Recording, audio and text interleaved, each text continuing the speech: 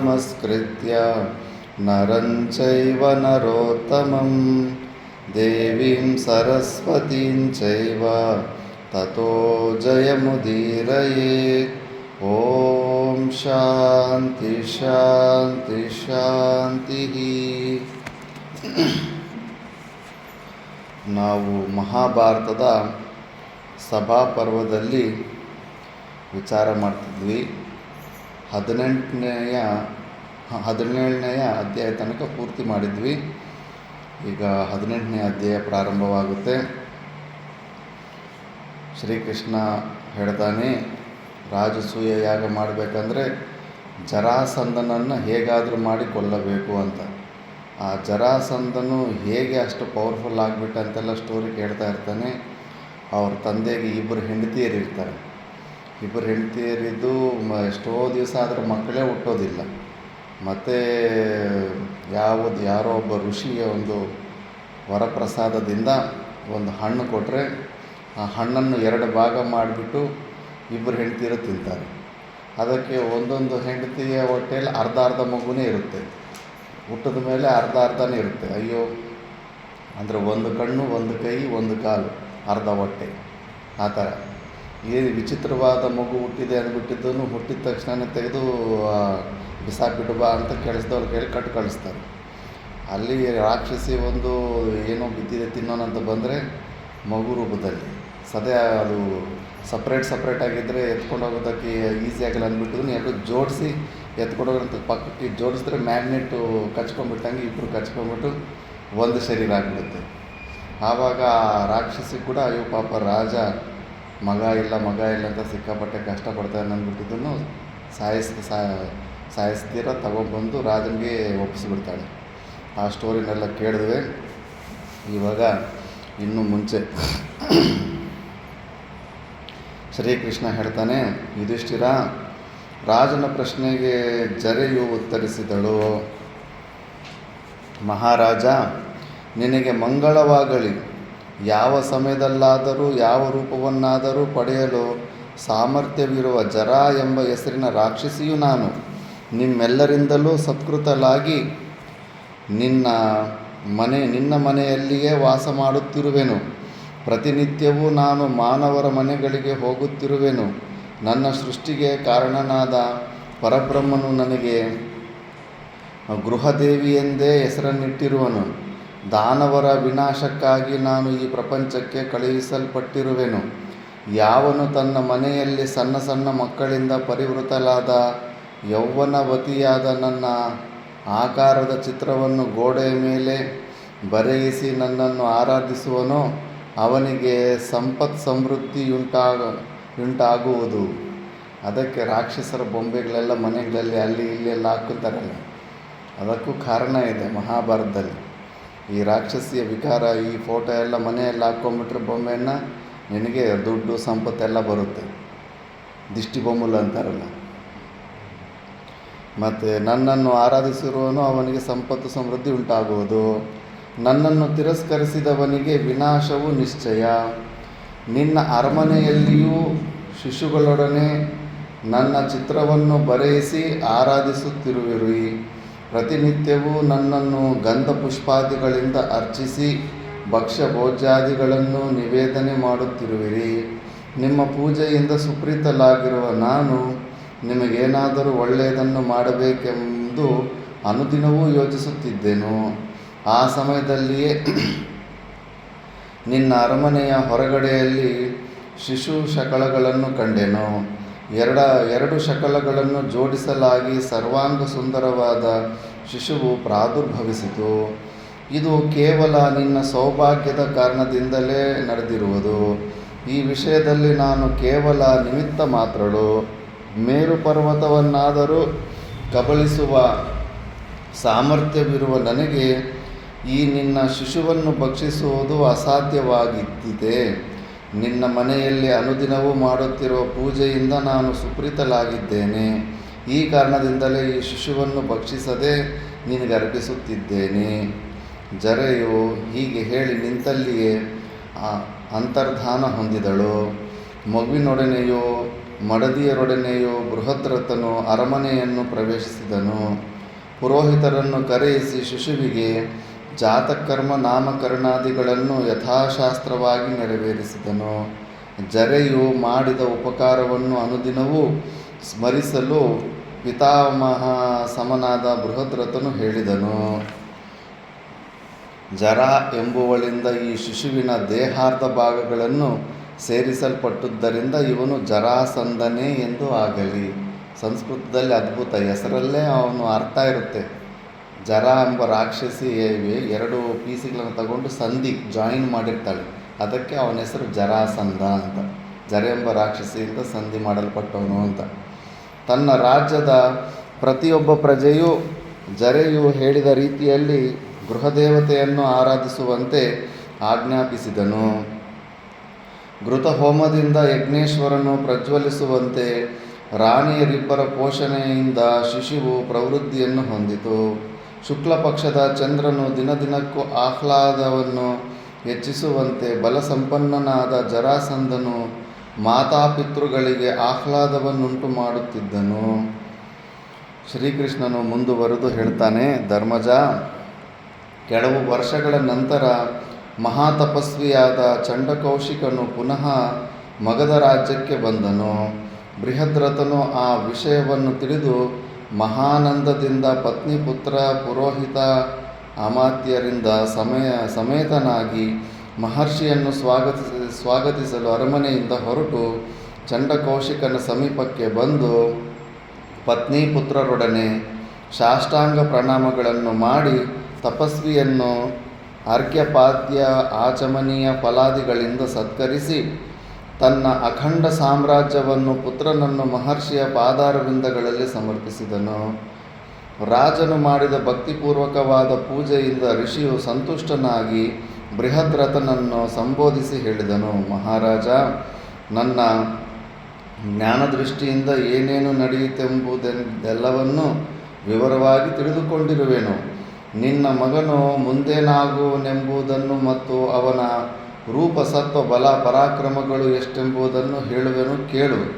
ಇವನು ಶ್ರೀಮಂತನಾಗಿ ಪರಾಕ್ರಮದಿಂದ ಕೂಡಿದವನಾಗಿ ಸಕಲವನ್ನು ಸಾಧಿಸುವನು, ಇದರಲ್ಲಿ ಯಾವ ಸಂಶಯವೂ ಇಲ್ಲ.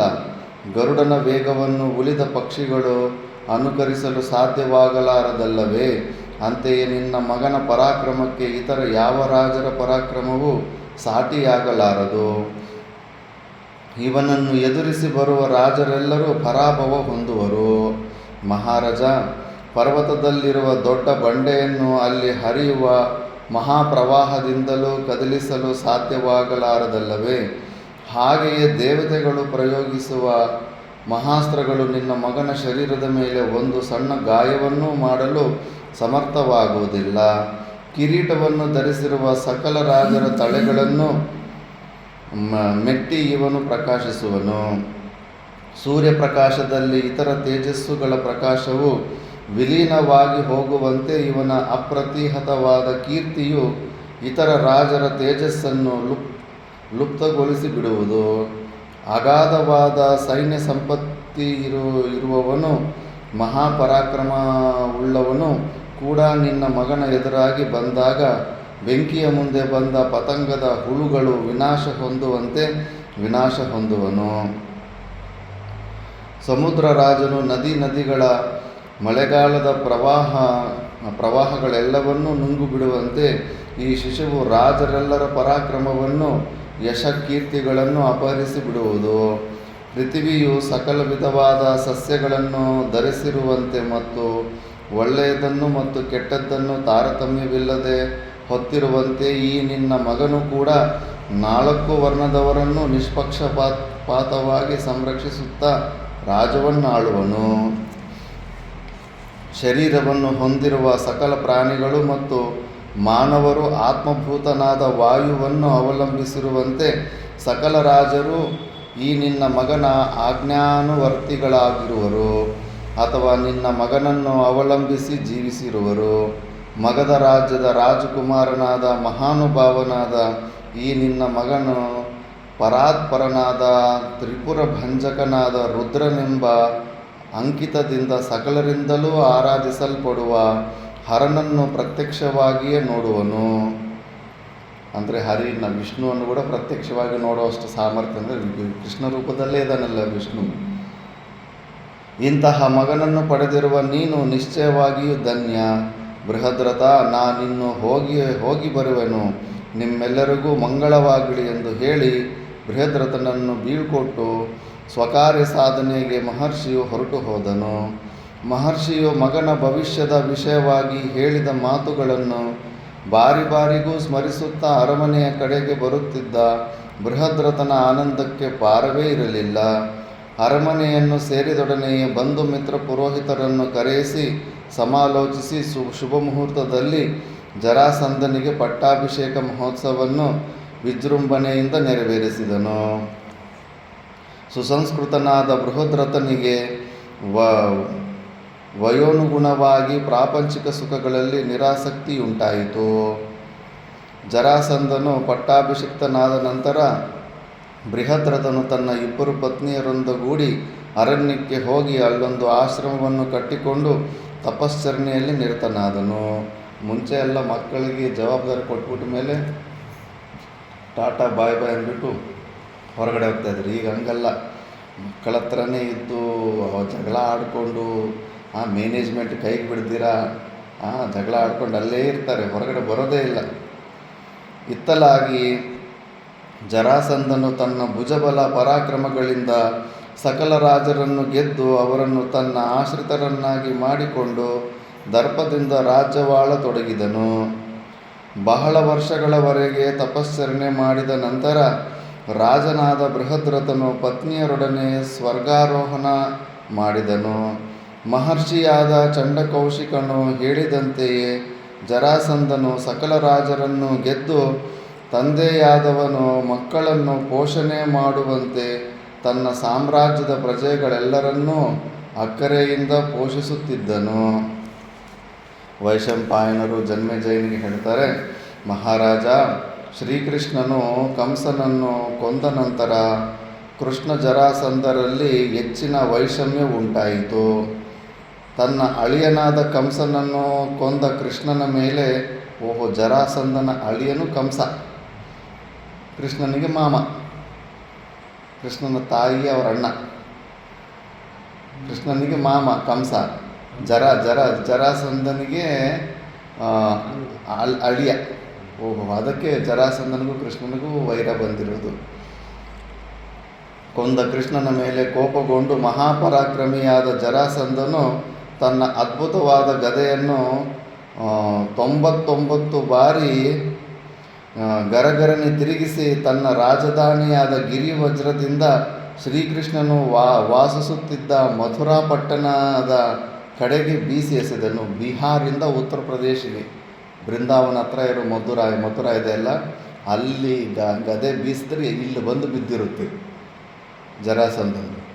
ಆ ಸಮಯದಲ್ಲಿ ಶ್ರೀಕೃಷ್ಣನು ಮಥುರೆಯಲ್ಲಿಯೇ ವಾಸವಾಗಿದ್ದನು.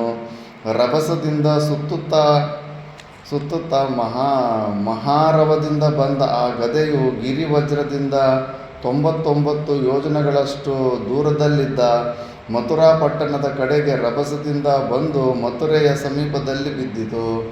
ಮಥುರೆಯ ಪ್ರಜೆಗಳು ಅದನ್ನು ನೋಡಿ ಭ್ರಾಂತರಾಗಿ ತಮ್ಮ ಪಟ್ಟಣದ ಬಳಿಯಲ್ಲಿ ಗದೆಯು ಬಿದ್ದಿರುವುದನ್ನು ಶ್ರೀಕೃಷ್ಣನಿಗೆ ತಿಳಿಸಿದರು. ಮಥುರೆಯ ಸಮೀಪದಲ್ಲಿ ಜರಾಸಂಧನ ಗದೆಯು ಬಿದ್ದಿದ್ದ ಆ ಪ್ರದೇಶಕ್ಕೆ ಗದಾವಸಾನ ಎಂದೇ ಹೆಸರಾಯಿತು. ಶ್ರೀಕೃಷ್ಣನು ಮುಂದುವರಿದು ಹೇಳಿದನು, ಯುಧಿಷ್ಠಿರ, ನಾನು ಹಿಂದೆ ಹೇಳಿದಂತೆ ಜರಾಸಂಧನಿಗೆ ಶಸ್ತ್ರಗಳಿಂದ ಜಯಿಸಲು ಸಾಧ್ಯರಾಗಿದ್ದ ಹಂಸಡಿಂಬಕರ ಸಹಕಾರವೂ ಪೂರ್ಣವಾಗಿದ್ದಿತು. ಹಂಸಡಿಂಬಕರು ಸಾಮಾನ್ಯರಲ್ಲ, ಯುದ್ಧ ನೀತಿ ವಿಶಾರದರು, ಮಹಾಪರಾಕ್ರಮಿಗಳು. ಜರಾಸಂಧ, ಹಂಸಡಿಂಬಕ ಈ ಮೂವರ ಪರಾಕ್ರಮದ ಎದುರಿನಲ್ಲಿ 3 ಲೋಕಗಳ ವೀರರ ಪರಾಕ್ರಮವು ಸಾಟಿಯಾಗಲಾರದೆಂದೇ ನನ್ನ ಅಭಿಪ್ರಾಯ. ಈ ಕಾರಣದಿಂದಲೇ ಮಹಾಪರಾಕ್ರಮಿಗಳೆಂದು ವಿಖ್ಯಾತರಾಗಿದ್ದ ಕುಕ್ಕುರ, ಅಂಧಕ ಮತ್ತು ವೃಷ್ಣಿ ವಂಶಗಳ ವೀರರು ರಾಜನೀತಿಜ್ಞರು ಸಲಹೆಯಂತೆ ಜರಾಸಂಧನ ಮೇಲೆ ಯುದ್ಧಕ್ಕೆ ಹೋಗಲಿಲ್ಲ. ಯುಧಿಷ್ಠಿರ, ಹಂಸಡಿಂಬಿಕರು ಮೃತ್ಯುವಿನ ಮಾಯಾಜಾಲಕ್ಕೆ ಸಿಕ್ಕಿ ಮರಣವನ್ನೈದಿದರು. ಕಂಸನನ್ನು ಅವನ ಅನುಯಾಯಿಗಳನ್ನು ನಾನೇ ಸಂಹರಿಸಿದೆನು. ಈಗ ಜರಾಸಂಧನ ವಧೆಯ ಕಾಲವು ಸನ್ನಿಹಿತವಾಗಿರುವುದು. ಜರಾಸಂಧನು ಯುದ್ಧದಲ್ಲಿ ಅಪರಾಜಿತನು. ದೇವದಾನವರೆಲ್ಲರೂ ಒಂದಾಗಿ ಯುದ್ಧ ಮಾಡಿದರೂ ಅವನನ್ನು ಸಮರದಲ್ಲಿ ಸೋಲಿಸುವ ಸಾಧ್ಯತೆ ಇಲ್ಲ. ಆದುದರಿಂದ ನಿರಾಯುಧನಾಗಿರುವಾಗ ಅವನನ್ನು ದ್ವಂದ್ವ ಯುದ್ಧಕ್ಕೆ ಕರೆದು ಸಂಹರಿಸಬೇಕೆಂಬುದೇ ನನ್ನ ಅಭಿಪ್ರಾಯವಾಗಿದೆ. ಧರ್ಮಜ, ಹಿಂದೆ ಭೀಮನು ಹೇಳಿದಂತೆ ನಾನು ರಾಜನೀತಿಯನ್ನು ಚೆನ್ನಾಗಿ ಬಲ್ಲೆನು. ಶತ್ರುವಿನ ವಿಷಯದಲ್ಲಿ ಯಾವಾಗ ಹೇಗೆ ನಡೆದುಕೊಳ್ಳಬೇಕೆಂಬುದು ನನಗೆ ತಿಳಿದಿರುವುದು. ಮಹಾವೀರ್ಯನಾದ ಭೀಮನಲ್ಲಿ ಜರಾಸಂಧನನ್ನು ಸಂಹಾರ ಮಾಡುವ ಭುಜಬಲ ಪರಾಕ್ರಮಗಳಿವೆ. ಭೀಮನಿಂದನೇ ಅವನು ಸಾಯೋತ್ತಕ್ಕೆ ಅವತ್ತು 5 ಜನ ಒಂದೇ ನಕ್ಷತ್ರದಲ್ಲಿ ಹುಟ್ಟಿರ್ತಾರೆ. ಭೀಮ, ಬಕಾಸುರ, ಕೀಚಕ, ಜರಾಸಂಧ, ದುರ್ಯೋಧನ. ಈ 5 ಜನರು ಒಂದೇ ನಕ್ಷತ್ರದಲ್ಲಿ ಹುಟ್ಟಿರ್ತಾರೆ. ಸಮಾನ ಬಲವಂತರಾಗಿರ್ತಾರೆ. ಮೊದಲು ಯಾರು ಇನ್ನೊಬ್ಬರನ್ನ ಕೊಂದುಕೊಳ್ತಾನೋ ಮಿಕ್ಕಿದ್ದು 3 ಜನನೂ ಅವನೇ ಕೊಂದುಕೊಳ್ತಾನೆ ಅಂತ. ಮೊದಲು ಭೀಮ ಬಕಾಸುರನ್ನು ಕೊಂದುಬಿಟ್ಟ. ಇನ್ನು ಮಿಕ್ಕಿದ್ದು ಜರಾಸಂಧ, ದುರ್ಯೋಧನ, ಕೀಚಕ, ಇವರು 3 ಕೂಡ ಇನ್ನು ಭೀಮನೇ ಕೊಳ್ತಾನೆ ಅಂತ ನಿಶ್ಚಯ. ನಮ್ಮಿಬ್ಬರ ರಕ್ಷಣೆಗೂ ಅರ್ಜುನನಿದ್ದಾನೆ. ದಕ್ಷಿಣಾಗ್ನಿ, ಗಾರ್ಹಪತ್ಯ, ಆಹವನೀಯಗಳೆಂಬ ಅಗ್ನಿತ್ರಯಗಳು ಮಹಾಯಾಗವನ್ನು ಸಾಧಿಸಿಕೊಡುವಂತೆ ನಾವು 3 ಜರಾಸಂಧನ ವಿನಾಶವೆಂಬ ಮಹಾಕಾರ್ಯವನ್ನು ಸಾಧಿಸುವೆವು. ಅರ್ಥಾತ್ ಜರಾಸಂಧನ ವಿನಾಶವನ್ನು ನಾವು ಮಾಡಿಯೇ ತೀರುತ್ತೇವೆ. ನಾವು ಮೂವರು ರಹಸ್ಯವಾಗಿ ಅರಮನೆಯೊಳಗೆ ಹೋಗಿ ಜರಾಸಂಧನನ್ನು ದ್ವಂದ್ವ ಯುದ್ಧಕ್ಕೆ ಕರೆದರೆ 3ರಲ್ಲಿ ಒಬ್ಬರನ್ನು ಅವನು ದ್ವಂದ್ವ ಯುದ್ಧಕ್ಕೆ ಕರೆಯುವನು. ಅವನು ಭೀಮನನ್ನೇ ಕರೆಯುವನೆಂದು ನನಗೂ ನಿಶ್ಚಯವಿದೆ. ಏಕೆಂದರೆ ನನ್ನನ್ನಾಗಲಿ ಅಥವಾ ಅರ್ಜುನನ್ನಾಗಲಿ ಕರೆದರೆ ಮಹಾಪರಾಕ್ರಮಿಯಾದ ಜರಾಸಂಧನು ತನಗೆ ಅಸಮಾನರನ್ನು ದ್ವಂದ್ವ ಯುದ್ಧಕ್ಕೆ ಕರೆದು ಸೋಲಿಸಿದನು ಎಂಬ ಆಪಾದನೆಯು ಬರುವುದೆಂದು ಅವನು ಭಾವಿಸುತ್ತಾನೆ. ಅದೂ ಅಲ್ಲದೆ ಅವನಿಗೆ ಶೌರ್ಯ ಮದವಿರುವುದರಿಂದ ನಮ್ಮಿಬ್ಬರನ್ನು ತಿರಸ್ಕರಿಸಿ ಭೀಮನನ್ನೇ ದ್ವಂದ್ವ ಯುದ್ಧಕ್ಕೆ ಕರೆಯುವುದರಲ್ಲಿ ಯಾವ ಸಂಶಯವೂ ಇಲ್ಲ. ಈಗೋ ಪ್ರಾಬ್ಲಮ್ ಇರುತ್ತೆ ರಾಜರಿಗೆ, ರಜೋಗುಣ ಪ್ರಧಾನ ಇರೋರಿಗೆ. ಅವ್ರಿಗೆ ಸಣ್ಣ ಪುಟ್ಟವ್ರ ಹತ್ರ ಜಗಳ ಆಡಿದ್ರಾಗ ನನ್ನ ಕೀರ್ತಿ ಪ್ರತಿಷ್ಠೆ ಇದಾಗುತ್ತೆ ಅಂದ್ಬಿಟ್ಟಿದ್ದನು. ಮೂರರಲ್ಲಿ ಯಾರಾದ್ರೂ ಒಬ್ಬರು ಸೆಲೆಕ್ಟ್ ಮಾಡ್ಕೊ ಅಂದರೆ ಭೀಮನನ್ನೇ ಸೆಲೆಕ್ಟ್ ಮಾಡ್ಕೊತಾನ. ಇವನೇ ಕರೆಕ್ಟ್ ನನಗೆ ಪೈಪೋಟಿ ಅಂತ. ಬ್ರಹ್ಮ ಸೃಷ್ಟವಾದ ಜಗತ್ತಿನ ವಿನಾಶಕ್ಕೆ ಕಾಲಯಮನೊಬ್ಬನು ಸಾಕಾಗುವಂತೆ ಮಹಾಬಲನಾದ ಜರಾಸಂಧನ ವಿನಾಶಕ್ಕೆ ಮಹಾಬಾಹುವಾದ ಭೀಮನೊಬ್ಬನೇ ಸಾಕು. ಯುಧಿಷ್ಠಿರ, ನನ್ನ ಹೃದಯವನ್ನು ನೀನು ತಿಳಿದವನಾಗಿದ್ದರೆ ಮತ್ತು ನನ್ನಲ್ಲಿ ನಿನಗೆ ನಂಬಿಕೆ ಇರುವುದಾದರೆ ಈ ನಿನ್ನ 2 ಸಹೋದರರನ್ನು ಸಾವಕಾಶ ಮಾಡದೆ ನ್ಯಾಸರೂಪವಾಗಿ ನನ್ನೊಡನೆ ಕಳುಹಿಸು. ಜನ್ಮೇಜಯ, ಭಗವಂತನಿಂದ ಹೀಗೆಂದು ಕೇಳಲ್ಪಟ್ಟ ಯುಧಿಷ್ಠಿರನು ವಿಕಸಿತವಾದ ಮುಖಾರವಿಂದಗಳಿಂದ ಕೂಡಿದ್ದ ಭೀಮಾರ್ಜುನರನ್ನು ಒಮ್ಮೆ ನೋಡಿ ಶ್ರೀಕೃಷ್ಣನನ್ನು ಕುರಿತು ಹೇಳಿದನು. ಅಚ್ಯುತ, ಇಂತಹ ಮಾತನ್ನು ಮಾತ್ರ ಆಡಬೇಡ. ಮಹಾನುಭಾವನೇ, ನೀನು ಪಾಂಡವರಿಗೆ ಒಡೆಯನು. ನಾವು ನಿನ್ನನ್ನು ಅವಲಂಬಿಸಿಯೇ ಜೀವಿಸಿದ್ದೇವೆ. ನೀನು ಹೇಳಿರುವುದೆಲ್ಲವೂ ರಾಜನೀತಿಜ್ಞರ ಅಭಿಪ್ರಾಯಕ್ಕೆ ಅನುಸಾರವಾಗಿ ಇರುವುದು. ವಿಜಯಲಕ್ಷ್ಮಿಯು ಯಾರ ವಿಷಯದಲ್ಲಿ ಪರಾಂಗುಖಳಾಗಿರುವಳೋ ಅಂತಹವರ ವಿಷಯದಲ್ಲಿ ನೀನು ಔದಾಸೀನ್ಯವನ್ನೇ ಹೊಂದುವೆ. ನೀನೀಗ ಜರಾಸಂಧನ ವಧೆಗೆ ಅಗ್ರಸ್ಥಾನವನ್ನು ವಹಿಸಿ ಹೊರಟಿರುವುದರಿಂದಲೇ ಜರಾಸಂಧನ ವಧೆಯು ನಿಶ್ಚಿತವೆಂದು, ವಿಜಯಲಕ್ಷ್ಮಿಯು ನಮಗೆ ಒಲಿಯುವುದು ಖಂಡಿತವೆಂದು ನಿಶ್ಚಯಿಸಬಹುದಾಗಿದೆ. ನಿನ್ನ ಆಜ್ಞಾಪಾಲಕನಾಗಿರುವ ನಾನು ಜರಾಸಂಧನ ವಧೆಯಾಯಿತೆಂದು, ಅವನಿಂದ ಬಂಧಿತರಾದ ರಾಜರೆಲ್ಲರ ಬಿಡುಗಡೆಯಾಯಿತೆಂದು ಮತ್ತು ನಾನು ಉದ್ದೇಶಿಸಿರುವ ರಾಜಸೂಯ ಯಾಗವು ಪೂರ್ಣವಾಯಿತೆಂದು ಭಾವಿಸಿದ್ದೇನೆ. ಜನಾರ್ದನ, ಈ ಕಾರ್ಯವು ಶೀಘ್ರವಾಗಿ ಪೂರೈಸುವಂತೆ ಜಾಗರೂಕತೆಯಿಂದ ಕಾರ್ಯ ಮಾಡಬೇಕು. ಏಕೆಂದರೆ ಧರ್ಮ ಕಾಮಾರ್ಥಗಳಿಂದ ರಹಿತನಾದ, ರೋಗಪೀಡಿತನಾದ, ದುಃಖಿತನಾದ ಮನುಷ್ಯನಿಗೆ ಜೀವನದಲ್ಲಿ ಹೇಗೆ ಆಸಕ್ತಿ ಇರುವುದಿಲ್ಲವೋ ಅದರಂತೆ ಕೃಷ್ಣಾರ್ಜುನ ಭೀಮರನ್ನು ಬಿಟ್ಟು ಜೀವಿಸಲು ನನಗೆ ಉತ್ಸಾಹವೇ ಇರುವುದಿಲ್ಲ. ಪಾರ್ಥನಿಲ್ಲದೆ ನೀನು ಜೀವಿಸಲಾರೆ, ನೀನಿಲ್ಲದೆ ಪಾರ್ಥನು ಜೀವಿಸಲಾರನು. ನೀವಿಬ್ಬರೂ ಸೇರಿದರೆ ಪ್ರಪಂಚದಲ್ಲಿ ಜಯಿಸಲಾಗದ ಮಹಾವೀರನೇ ಇರುವುದಿಲ್ಲ. ಭೀಮನಾದರೋ ಶ್ರೀಮಂತನು, ಬಲಿಷ್ಠರಲ್ಲಿ ಅಗ್ರಗಣ್ಯನೂ ಆಗಿರುವನು. ನಿಮ್ಮಿಬ್ಬರ ಬೆಂಬಲದಿಂದ ಕೂಡಿರುವ ಭೀಮನು ಏನನ್ನು ತಾನೇ ಸಾಧಿಸಲಾರನು. ಚತುರನಾದ ಸೇನಾಪತಿಯಿಂದ ವಿಚಕ್ಷಣೆಯಿಂದ ನಡೆಸಲ್ಪಟ್ಟ ಸೈನ್ಯಗಳು ಅದ್ಭುತ ಕಾರ್ಯಗಳನ್ನು ಮಾಡುವವು. ಸರಿಯಾದ ನೇತಾರನಿಲ್ಲದ ಸೈನ್ಯವನ್ನು ಜಡವೆಂಬುದಾಗಿಯೂ ಕುರುಡೆಂಬುದಾಗಿಯೂ ನೀತಿಶಾಸ್ತ್ರಜ್ಞರು ಹೇಳುತ್ತಾರೆ. ಈ ಕಾರಣದಿಂದ ಸೈನ್ಯಗಳು ಯಾವಾಗಲೂ ಅನುಭವಿಯಾದ ದಂಡನಾಯಕನ ನೇತೃತ್ವದಲ್ಲಿರಬೇಕು. ತಗ್ಗಾದ ಪ್ರದೇಶಕ್ಕೆ ನೀರನ್ನು ಹರಿಸುವುದು ಸ್ವಾಭಾವಿಕ. ತಗ್ಗಾದ ಪ್ರದೇಶಕ್ಕೆ ಹರಿದು ಹೋಗುತ್ತಿರುವ ಕಾಲುವೆಗಳನ್ನು ಸಣ್ಣ ಸಣ್ಣ ರಂಧ್ರಗಳ ಮೂಲಕವೂ ಬೆಸ್ತರು ನೀರು ಹಾಯಿಸಿ ಮೀನು ಹಿಡಿಯಲು ಪ್ರಯತ್ನಿಸುವಂತೆ ಬುದ್ಧಿವಂತನಾದ ನಿಷ್ಣಾತನಾದ ದಂಡನಾಯಕನು ಶತ್ರುವಿನಲ್ಲಿರುವ ಅಲ್ಪವಾದ ನ್ಯೂನತೆಯನ್ನು ಕಂಡುಕೊಂಡು ಆ ಮೂಲಕವಾಗಿಯೇ ಶತ್ರುವನ್ನು ಎದುರಿಸುತ್ತಾನೆ. ನಾವು ಸಣ್ಣ ವಯಸ್ಸಿನಲ್ಲಿ ಒಂದು ಕಬಡ್ಡಿ ಆಡ್ತಾಯಿದ್ವಿ. ಕಬಡ್ಡಿಯಲ್ಲಿ ನಮ್ಮ ಟೀಮಲ್ಲಿ ನಾವೆಲ್ಲ ಪರವಾಗಿಲ್ಲ, ಚೆನ್ನಾಗಿ ದಷ್ಟಪುಷ್ಟವಾಗಿದ್ವಿ. ಒಬ್ಬನು ತುಂಬ ಕುಳ್ಳಕ್ಕಿಂತ ಸಣ್ಣಕ್ಕಿದ್ದ. ಸುಮ್ಮನೆ ಕಡಿಮೆ ಸಂಖ್ಯೆಗೆ ಕಡಿಮೆ ಬರ್ತಾಯಿದೆ ಅಂತ ಅವನ ಜೊತೆಗೆ ಇಟ್ಕೊಂಡು ಹೋಗಿದ್ವಿ. ಆದರೆ ಅವನ ಭಯಂಕರ ಬುದ್ಧಿ ಉಪಯೋಗಿಸೋನು. ನಾವೆಲ್ಲ ನಮ್ಮ ಟೀಮಲ್ಲಿ ನಾವು 6 ಜನ ಔಟ್ ಆಗಿಬಿಟ್ಟಿದ್ವಿ. ಅವನೊಬ್ಬನೇ ಮಿಕ್ಕಿದ್ದಾನೆ. ಆ ಕಡೆ ಬೇರೆ ಸ್ಕೂಲಿನ ಹುಡುಗ ಆ ಟೀಮಲ್ಲಿ ದೊಡ್ಡ ನಾವು ಸಣ್ಣ ಹುಡುಗರಿದ್ದ ಅವ್ನು ದೊಡ್ಡದಾಗಿದ್ದಾನೆ. ಅವನಿಗೆ ನಾವೆಲ್ಲರೂ ಇಟ್ಕೊಂಡು ಕೂಡ ಎಳ್ಕೊಂಡು ಹೋಗ್ಬಿಡ್ತಾನೆ ಅಷ್ಟೊಂದು. ಆದರೆ ಅವನಿಗೆ ಕಾಲಿನ ಹೆಬ್ಬೆರಳಿನಲ್ಲಿ ಒಂದು ಗಾಯ ಆಗಿರುತ್ತೆ. ಇವನು ಸಣ್ಣ ಹುಡುಗ, ನಾವು ಏನಕ್ಕೂ ಕೆಲಸಕ್ಕೆ ಬರಲ್ಲ ಅಂತ ಸುಮ್ಮನೆ ಜೊತೆಗೆ ಇಟ್ಕೊಂಡಿದ್ರೆ ಅವನು ಒಬ್ಬನು ರೈಡಿಂಗಿಗೆ ಬಂದಾಗ ಕರೆಕ್ಟಾಗಿ ಆ ಬೆರಳ ಮೇಲೆ ಕಾಲಿಟ್ಟು ತೊಳೆದ್ಬಿಟ್ಟು ಗಟ್ಟಿಗೆ ಇಟ್ಕೊಂಡ್ಬಿಡ್ತಾನೆ. ಅಷ್ಟು ದೊಡ್ಡವನು ಇಟ್ಕೊಂಡ್ಬಿಟ್ಟು ಔಟ್ ಮಾಡಿಸ್ಬಿಡ್ತಾನೆ. ಅಂದರೆ ಎದುರಾಳಿ ವೀಕ್ ಪಾಯಿಂಟ್ಗಳು ನೋಡಬೇಕು, ಎಲ್ಲಿ ವೀಕ್ ಪಾಯಿಂಟ್ ಇರುತ್ತೆ ಅಂದ್ಬಿಟ್ಟು. ಅಂಥವನು ಬುದ್ಧಿವಂತ ಅಂತ. ಶಿವಾಜಿ ಮಹಾರಾಜನ ಯುದ್ಧಗಳು ನೋಡಿದ್ರೆ ಪ್ರತಿಯೊಂದು ಯುದ್ಧವೂ ಆಶ್ಚರ್ಯನೇ. 60 ಜನ 10,000 ಜನ 1,00,000 ಜನ ಸೈನ್ಯನ 60 ಜನ ನಿಲ್ಲಿಸಿದ್ದಾರೆ ಔರಂಗಜೇಬ್ ಸೈನ್ಯನ.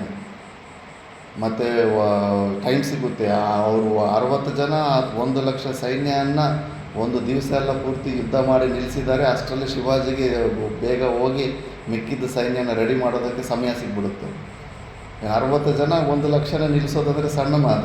ಬಟ್ ಮೋಟಿವೇಟೆಡ್ ಆರ್ಮಿ, ಬುದ್ಧಿವಂತೆಯಿಂದ 2 ಬೆಟ್ಟಗಳ ಮಧ್ಯದಲ್ಲಿ ಬರ್ತಾ ಇರ್ತಾರೆ.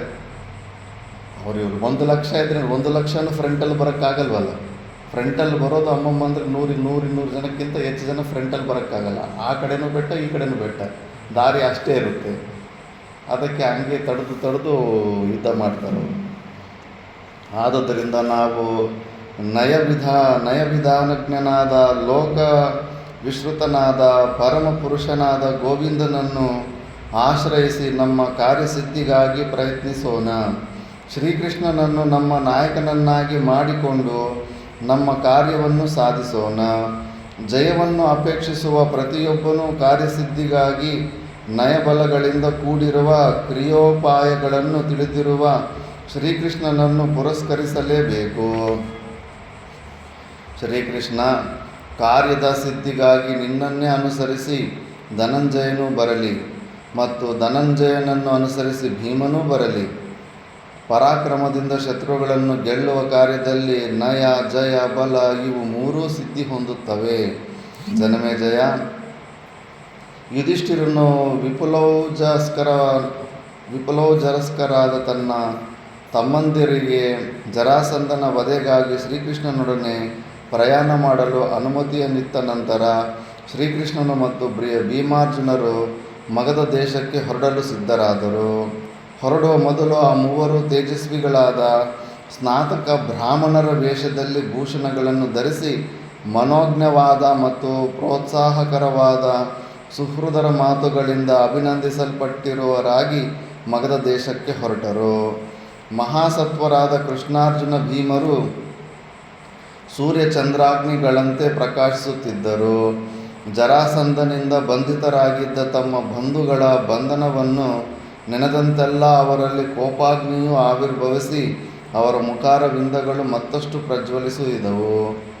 ಅಪಜಯವೆಂಬುದನ್ನೇ ಅರಿಯದ ಕೃಷ್ಣಾರ್ಜುನರು ಭೀಮನೊಡನೆ ಮಗಧ ರಾಜನ ಪಟ್ಟಣಕ್ಕೆ ಪ್ರಯಾಣ ಮಾಡುತ್ತಿರುವುದನ್ನು ಕಂಡ ಯುಧಿಷ್ಠಿರನು ಜರಾಸಂಧನ ವಧೆಯಾಯಿತೆಂದೇ ಭಾವಿಸಿ ಆನಂದ ತುಂದಿಲನಾದನು.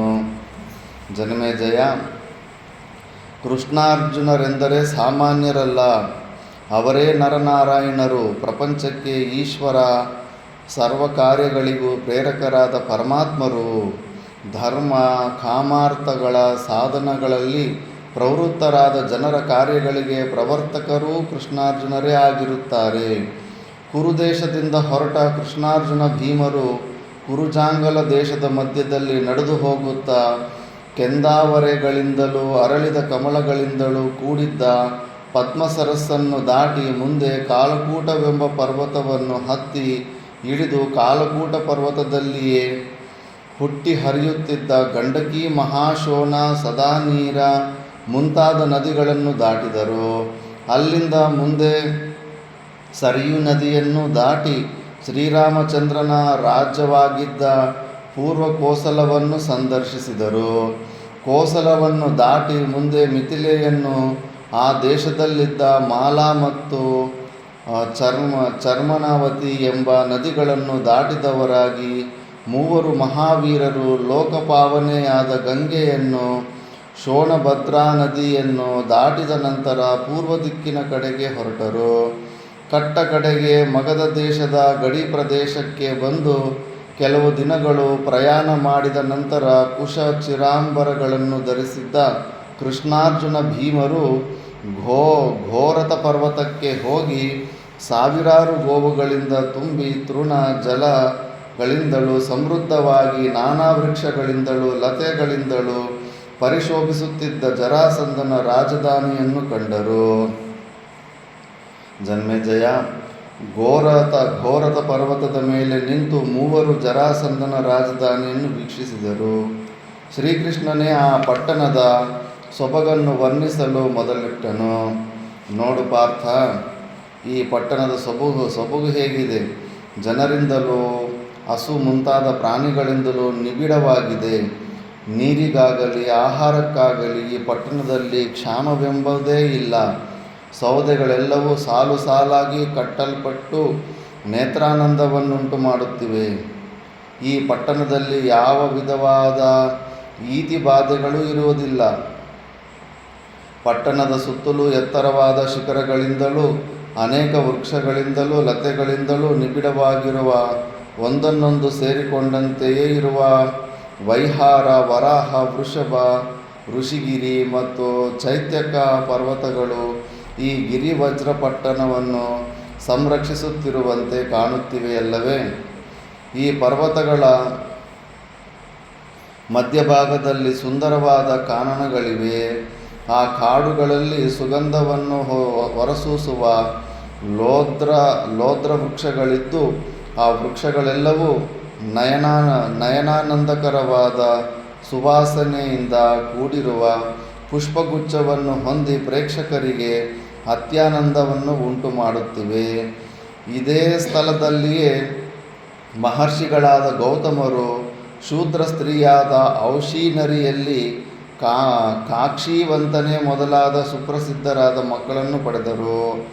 ಮಹಾತ್ಮರಾದ ಗೌತಮರು ರಾಜನ ವಿಶ್ವಾಸಕ್ಕೆ ಕಟ್ಟುಬಿದ್ದು ಇಲ್ಲಿಯೇ ಆಶ್ರಮದಲ್ಲಿ ವಾಸವಾಗಿದ್ದುಕೊಂಡು ಮಗಧ ವಂಶದ ರಾಜರನ್ನು ಅನುಗ್ರಹಿಸುತ್ತಿದ್ದಾರೆ.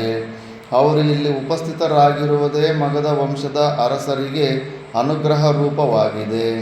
ಗೌತಮರ ಆಶ್ರಮಕ್ಕೆ ಹಿಂದಿನ ಕಾಲದಲ್ಲಿ ಅಂಗವಂಗ ಮುಂತಾದ ದೇಶಗಳ ಅರಸರು ಬಂದು ಅನೇಕ ದಿನಗಳು ವಿಶ್ರಾಂತಿ ಸುಖವನ್ನು ಅನುಭವಿಸುತ್ತಾ ಇರುತ್ತಿದ್ದರು. ಅಲ್ಲಿ ನೋಡಿ ಅರ್ಜುನ, ಈ ಆಶ್ರಮದ ಸುತ್ತಲೂ ಅಶ್ವತ್ಥ ವೃಕ್ಷಗಳು, ಲೋದ್ರ ವೃಕ್ಷಗಳು ಸೊಂಪಾಗಿ ಬೆಳೆದು ಎಷ್ಟು ಸುಂದರವಾಗಿ ಕಾಣುತ್ತಿದೆ. ಇದೇ ಸ್ಥಳದಲ್ಲಿ ಹಿಂದೆ ಅರ್ಬುದ, ಶಕ್ರವಾಪಿ ಎಂಬ ಶತ್ರುತಾಪನರಾದ ನಾಗಶ್ರೇಷ್ಠರು, ಸ್ವಸ್ತಿಕ ಮತ್ತು ಮಣಿನಾಗರು ವಾಸವಾಗಿದ್ದರು. ಮನುವು ಈ ಮಗಧ ರಾಜ್ಯದಲ್ಲಿ ಎಂದೆಂದಿಗೂ ಕ್ಷಾಮಡಾಮರಗಳುಂಟಾಗದಂತೆ ಅನುಗ್ರಹಿಸಿರುವನು.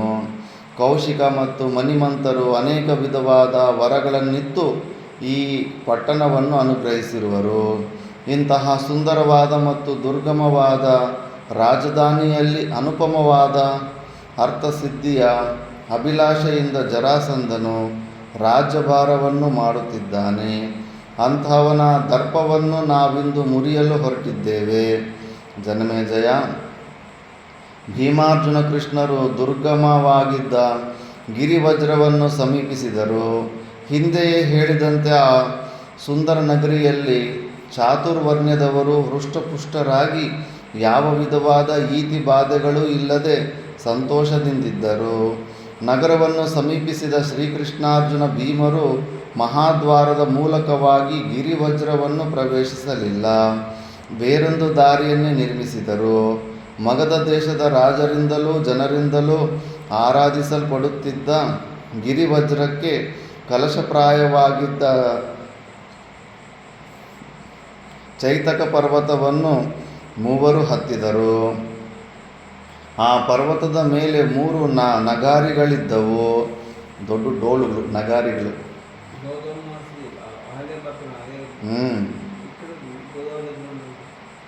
ಗೌತಮ ಋಷಿಗಳು ಅನ್ನ ಚೋಟ್ಲ ತಿರುಗಿನಾರು.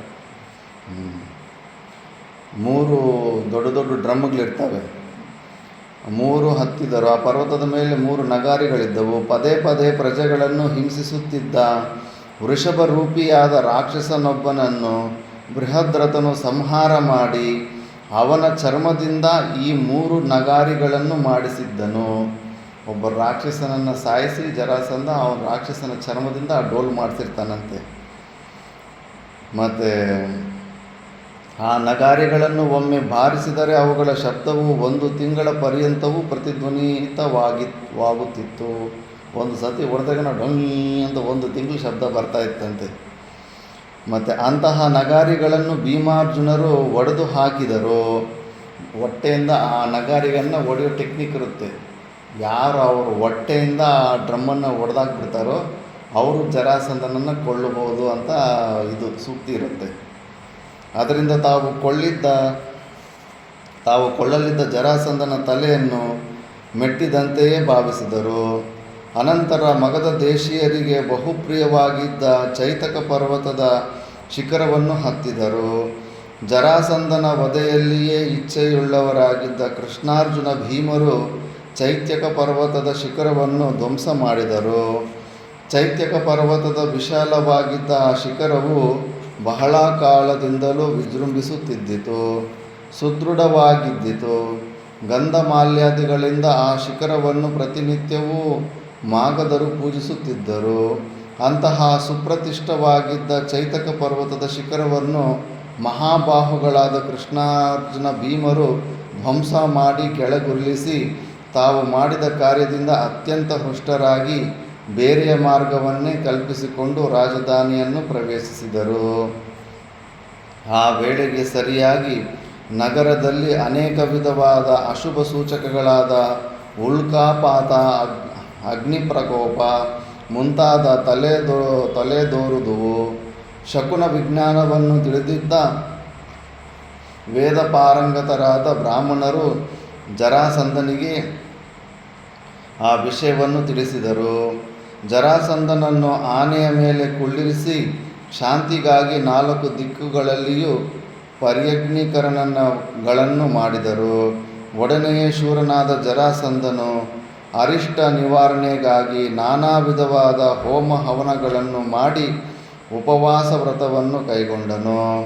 ಜರಾಸಂಧನೊಡನೆ ಯುದ್ಧ ಮಾಡಲು ಉತ್ಸುಕರಾಗಿದ್ದ ನಿರಾಯುಧರಾಗಿದ್ದ ತಮ್ಮ ಬಾಹುಗಳನ್ನೇ ಶಸ್ತ್ರಾಸ್ತ್ರಗಳನ್ನಾಗಿ ಹೊಂದಿದ್ದ ಸ್ನಾತಕ ವ್ರತ ವೇಷಧಾರಿಗಳಾಗಿದ್ದ ಭೀಮಾರ್ಜುನರ ಕೃಷ್ಣರು ಜರಾಸಂಧನ ರಾಜಧಾನಿಯನ್ನು ಪ್ರವೇಶಿಸಿದರು. ಅವರು ರಾಜಬೀದಿಯಲ್ಲಿ ನಡೆದು ಬರುತ್ತಿದ್ದಾಗ ಅಲ್ಲಿದ್ದ ಹಲವಾರು ಅಂಗಡಿಗಳನ್ನು ಕಂಡರು. ಪ್ರತಿಯೊಂದು ಅಂಗಡಿಯೂ ಆಕರ್ಷಣೀಯವಾಗಿದ್ದಿತು.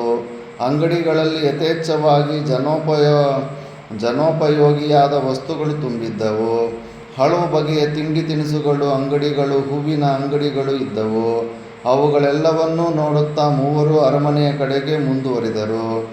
ಒಂದು ಹೂವಿನ ಅಂಗಡಿಯಲ್ಲಿದ್ದ ನಯನ ಮನೋಹರವಾಗಿದ್ದ ಮತ್ತು ಸುಗಂಧ ಪೂರಿತವಾಗಿದ್ದ ಮಾಲೆಗಳನ್ನು ಭೀಮ ಪಾರ್ಥ ಕೃಷ್ಣರು ಕಂಡು ಆ ಮಾಲೆಗಳಿಗೆ ಯಾವ ವಿಧವಾದ ಮೌಲ್ಯವನ್ನು ಕೊಡದೆ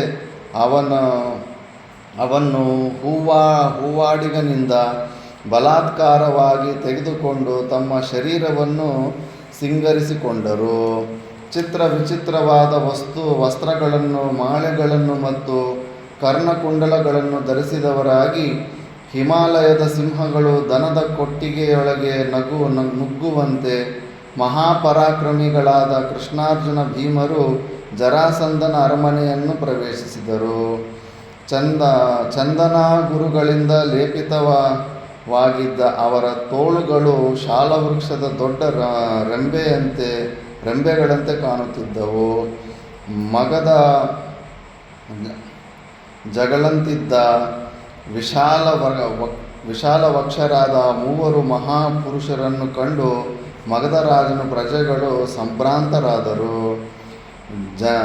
ಜನನಿಬಿಡವಾಗಿದ್ದ ಅರಮನೆಯ 3 ಮಹಾದ್ವಾರಗಳನ್ನು ದಾಟಿದ ನಂತರ ಕೃಷ್ಣಾರ್ಜುನ ಭೀಮರು ಮಂದಸ್ಮಿತರಾಗಿ ಜರಾಸಂಧನು ಕುಳಿತಿದ್ದ ಸಭಾಂಗಣವನ್ನೇ ಪ್ರವೇಶಿಸಿದರು. ಸ್ನಾತಕರ ವೇಷ ಧರಿಸಿದ್ದ ಮೂವರನ್ನು ಕಂಡೊಡನೆಯೇ ಜರಾಸಂಧನು ಸಿಂಹಾಸನದಿಂದ ಮೇಲೆದ್ದು ಅರ್ಘ್ಯಪಾದ್ಯಾದಿಗಳನ್ನು ಮಧುಪರ್ಕವನ್ನು ಅರ್ಪಿಸಿ ಸತ್ಕಾರಕ್ಕೆ ಯೋಗ್ಯರಾದ ಅತಿಥಿಗಳನ್ನು ಕುರಿತು, ತಮ್ಮೆಲ್ಲರಿಗೂ ಆದರದ ಸ್ವಾಗತವಿದೆ, ದಯೆಯಿಟ್ಟು ಇತ್ತ ದಯೆ ಮಾಡಿಸಿರಿ. ವಿಲನ್ಸ್ ಕೂಡ ನೋಡಿ ಎಷ್ಟು ನೀತಿ ಧರ್ಮದಿಂದ ಇದ್ದರು. ಯಾರಾದರೂ ಅತಿಥಿಗಳು ಬಂದರೆ ಅವೆಲ್ಲ ಪ್ರೋಟೋಕಾಲ್ಸ್ ಫಾಲೋ ಮಾಡ್ತಾಯಿದ್ರು. ಅದಕ್ಕೆ ನಮ್ಮ ಸನಾತನ ಧರ್ಮದಲ್ಲಿ ವಿಲನ್ಸ್ ಕೂಡ ತುಂಬ ಎಷ್ಟೋ ನೀತಿಗಳಿರ್ತಾವೆ ಅವ್ರ ಹತ್ರ ಎಂದು ವಿನೀತವಾಗಿ ಹೇಳಿದನು. ಅವನ ಆದರದ ನುಡಿಗಳಿಗೆ ಭೀಮಾರ್ಜುನರು ಉತ್ತರವನ್ನೀಯದೆ ಮೌನವಾಗಿ ನಿಂತಿದ್ದರು. ಅವರ ಮಧ್ಯದಲ್ಲಿದ್ದ ಮಹಾಬುದ್ಧಿವಂತನಾದ ನೀತಿ ವಿಶಾರದನಾದ ಶ್ರೀಕೃಷ್ಣನು ಮಾತ್ರ ಜರಾಸಂಧನನ್ನು ಕುರಿತು ಹೇಳಿದನು. ರಾಜಾದಿರಾಜ, ಈ ಇಬ್ಬರೂ ಮಹತ್ತಾದ ಒಂದು ವ್ರತಾನುಷ್ಠಾನದಲ್ಲಿರುವುದರಿಂದ ಇವರೀಗ ಮೌನಿಗಳಾಗಿರುವರು. ಇವರು ಈಗ ನಿನ್ನೊಡನೆ ಮಾತನಾಡುವುದಿಲ್ಲ. ಇಂದು ಮಧ್ಯರಾತ್ರಿಯವರೆಗೂ ಇವರು ಮೌನವ್ರತದಲ್ಲಿ ಇರುವರು. ಬಳಿಕ ನಿನ್ನೊಡನೆ ಮಾತನಾಡುವರು. ಶ್ರೀಕೃಷ್ಣನ ಮಾತುಗಳನ್ನು ಕೇಳಿದ ಜರಾಸಂಧನು ಬಂದಿದ್ದ ಅತಿಥಿಗಳಿಗೆ ಯಾಗಶಾಲೆಯಲ್ಲಿ ಬಿಡಾರ ಮಾಡಿಕೊಟ್ಟು ತನ್ನ ಅಂತಃಪುರಕ್ಕೆ ತೆರಳಿದನು. ಅರ್ಧರಾತ್ರಿಯು ಸಮೀಪಿಸಿತು. ಒಡನೆಯ ರಾಜನು ಅರಮನೆಯಿಂದ ಹೊರಬಂದು ಬ್ರಾಹ್ಮಣ ವೇಷಧಾರಿಗಳಾಗಿದ್ದ ಅತಿಥಿಗಳ ಸಮೀಪಕ್ಕೆ ಬಂದನು. ಜನಮೇಜಯ, ಸ್ನಾತಕರಾದ ಬ್ರಾಹ್ಮಣರು ತನ್ನ ಅತಿಥಿಗಳಾಗಿದ್ದಾಗ ಜರಾಸಂಧನು ಯಾವ ಹೊತ್ತಿನಲ್ಲಾದರೂ ಆದರದಿಂದ ಸ್ವಾಗತಿಸನೆಂಬ ವಿಷಯವು ಲೋಕಪ್ರಸಿದ್ಧವಾಗಿದ್ದಿತು. ಅರ್ಧರಾತ್ರಿಯಲ್ಲಾದರೂ ಅವರನ್ನು ಪುರಸ್ಕರಿಸಿ ಸೇವೆ ಮಾಡುತ್ತಿದ್ದನು. ಈಗೆಲ್ಲ ನಿಯಮಗಳು ಬದಲಿಸ್ಬಿಟ್ಟಿದ್ದಾವೆ. ಆಶ್ರಮಗಳು ಕೂಡ ಅಷ್ಟೇ, 10 ಗಂಟೆ ಆಗಿಬಿಟ್ರೆ ಬಾಗಿಲಾಗ್ಬಿಡ್ತಾರೆ. 10 ಗಂಟೆ ಆದಮೇಲೆ ಯಾರಾದರೂ ಬಂದರೆ ಇಲ್ಲ ಅಂತ ಆಗಿಬಿಡ್ತಾರೆ. ಮುಂಚೆ ಹಂಗಿರಲಿಲ್ಲ. ತಿಥಿ ಇಲ್ಲದಿರೋ ಯಾವಾಗ ಬಂದರೂ ಕೂಡ ಅವ್ರನ್ನ ಸ್ವಾಗತಿಸೋದಕ್ಕೆ ರೆಡಿಯಾಗಿರಬೇಕು. ಕೃಷ್ಣಾರ್ಜುನ ಭೀಮರು ಧರಿಸಿದ್ದ ವಿಚಿತ್ರತರವಾದ ವಸ್ತ್ರಗಳನ್ನು ಕಂಡು ರಾಜನು ವಿಸ್ಮಿತನಾದನು. ಆದರೂ ಸೇವೆ ಮಾಡಲು ಅವರ ಸಮೀಪದಲ್ಲಿ ನಿಂತನು. ಆ ವೇಳೆಯಲ್ಲಿ ತಮ್ಮನ್ನು ಸತ್ಕರಿಸಲು ಬಂದ ಜರಾಸಂಧನನ್ನು ಕಂಡು ಭೀಮಾರ್ಜುನರು ಒಬ್ಬರನ್ನೊಬ್ಬರು ನೋಡಿಕೊಳ್ಳುತ್ತಾ, ಮಹಾರಾಜ, ನಿನಗೆ ಮಂಗಳ ಉಂಟಾಗಲಿ, ಮಹಾರಾಜ, ನಿನಗೆ ಮೋಕ್ಷವು ಸುಗಮವಾಗಲಿ ಎಂದು ಹಾರೈಸಿದರು. ಮಹಾರಾಜ ನಿನಗೆ ಎಂಬ ಅರ್ಥವನ್ನೇ ಸ್ವಸ್ಯಸ್ತು ಕುಶಲಂ ರಾಜನ್ ಎಂದು ಭೀಮಾರ್ಜುನರು ಹೇಳಿದರು. ಸ್ವಸ್ತಿ ಅಸ್ತು ಕುಶಲಂ ರಾಜನ್ ಈ ಪದ ಸಮೂಹವ ಸಾಮಾನ್ಯವಾಗಿ ಮಹಾರಾಜ ನಿನಗೆ ಮಂಗಳವಾಗಲಿ ಎಂಬ ಅರ್ಥವನ್ನೇ ಕೊಡುತ್ತದೆ. ಆದರೆ ವ್ಯಾಖ್ಯಾನಕಾರರು ಈ ಅರ್ಥವನ್ನು ಒಪ್ಪುವುದಿಲ್ಲ. ಅವರು ಇದೇ ಪದ ಸಮೂಹಕ್ಕೆ ಬೇರೆ ಅರ್ಥವನ್ನೇ ಕಲ್ಪಿಸಿ ಪ್ರಕೃತ ಸಂದರ್ಭಕ್ಕೆ ಹೊಂದಿಕೊಳ್ಳುವ ರೀತಿಯಲ್ಲಿ ಅರ್ಥ ಮಾಡಿದ್ದಾರೆ. ಅಂದರೆ ಅವ್ರು ನಿಜವಾಗ್ಲೂ ಆಶೀರ್ವಾದ ಮಾಡಿಬಿಟ್ರೆ ಅವ್ನು ಸಾಯ್ತಾನೆ ಇರಲಿಲ್ವಲ್ಲ. ಕುಶಲಂ ಸ್ವಸ್ತಿ ಅಂದರೆ ಕುಶಲಂ ಅಂದರೆ ನಿರ್ವಿಘ್ನಂ, ಸುತರಾಂ ಸ್ವಸ್ತಿ ಅಂದರೆ ಸುತರಾಂ ಯತ್ ಅಸ್ತಿ ತತ್ ಸ್ವಸ್ತಿ, ಅರ್ಥಾತ್ ಅವಿನಾಶಿ ಮೋಕ್ಷ ಪದಂ ಅಸ್ತು ಅಂದರೆ ನಿನಗೆ ನಿರ್ವಿಘ್ನವಾಗಿ ಅವಿನಾಶಿಯಾದ ಮೋಕ್ಷವು ಸಿಕ್ಕಲಿ. ಎಂದು ವ್ಯಾಖ್ಯಾನಕಾರರು ವ್ಯಾಖ್ಯಾನ ಮಾಡಿರುತ್ತಾರೆ. ಬ್ರಾಹ್ಮಣ ವೇಷದಲ್ಲಿದ್ದ ಭೀಮ ಪಾರ್ಥ ಶ್ರೀಕೃಷ್ಣರನ್ನು ಜರಾಸಂಧನು ಕುಳಿತುಕೊಳ್ಳಲು ಹೇಳಿದನು. ದಕ್ಷಿಣಾಗ್ನಿ, ಗಾರ್ಹಪತ್ಯ, ಆಹವನೀಯಗಳೆಂಬ 3 ಅಗ್ನಿಗಳಂತೆ ಪ್ರಜ್ವಲಿಸುತ್ತಿದ್ದ 3 ಜರಾಸಂಧನ ಎದುರಿನಲ್ಲಿ ಕುಳಿತರು. ಜರಾಸಂಧನಿಗೆ ತನ್ನ ಎದುರಿನಲ್ಲಿ ಕುಳಿತಿರುವವರು ಬ್ರಾಹ್ಮಣ ವೇಷಧಾರಿಗಳೆಂಬುದರ ಅರಿವಾಗಿದ್ದಿತು. ಅವರ್ಯಾರೆಂಬುದನ್ನು ನಿರ್ಧರಿಸಲು 3ರನ್ನು ಕೇಳಿದನು. ಸ್ನಾತಕ ವ್ರತಾನುಷ್ಠಾನ ಮಾಡುವ ಬ್ರಾಹ್ಮಣರು ತಮ್ಮ ಶರೀರಕ್ಕೆ ಯಾವ ವಿಧವಾದ ಅಲಂಕಾರವನ್ನು ಮಾಡಿಕೊಳ್ಳುವುದಿಲ್ಲವೆಂಬುದು, ಕಸ್ತೂರಿ ಚಂದನಾದಿಗಳನ್ನು ಲೇಪನ ಮಾಡಿಕೊಳ್ಳುವುದಿಲ್ಲವೆಂಬುದು ಲೋಕಪ್ರಸಿದ್ಧವಾಗಿದೆ. ಈ ವಿಷಯವು ನನಗೂ ತಿಳಿದಿರುವುದು. ಆದರೆ ನೀವು ಮಾತ್ರ ಸುಗಂಧ ಮಾಲೆಗಳನ್ನು ಧರಿಸಿರುವಿರಿ, ಪೀತಾಂಬರಗಳನ್ನು ಉಟ್ಟಿರುವಿರಿ, ಚಂದನಾದಿ ಸುಗಂಧ ದ್ರವ್ಯಗಳನ್ನು ಲೇಪನ ಮಾಡಿಕೊಂಡಿರುವಿರಿ. ನಿಮ್ಮ ಕೈಗಳಲ್ಲಿ ಧನಸ್ಸು ಹಿಡಿದ ಚಿಹ್ನೆಗಳಿವೆ. ಗುರುತು ಸಿಗೋದಿಲ್ಲ, ಅವನು ಯೋಧ. ನೀವು ಬ್ರಾಹ್ಮಣರೆಂದು ಹೇಳಿಕೊಂಡರೂ ನಿಮ್ಮಲ್ಲಿ ಕ್ಷತ್ರಿಯರಿಗಿರುವ ಶೌರ್ಯವಿದೆ. ನೀವ್ಯಾರೆಂಬುದನ್ನು ನಿಶ್ಚಯವಾಗಿ ಹೇಳಿರಿ. ಸತ್ಯಭಾಷಣವು ರಾಜರಲ್ಲಿ ಬಹುವಾಗಿ ಶೋಭಿಸುತ್ತದೆ. ಚೈತ್ಯಕ ಪರ್ವತದ ಶಿಖರವನ್ನು ಉರುಳಿಸಿ ಕುಮಾರ್ಗದಿಂದ ನಗರವನ್ನೇಕೆ ಪ್ರವೇಶಿಸಿದಿರಿ? ಇವೆಲ್ಲ ತಿಳ್ಕೊಂಡ್ಬಿಟ್ಟಿರ್ತಾನೆ.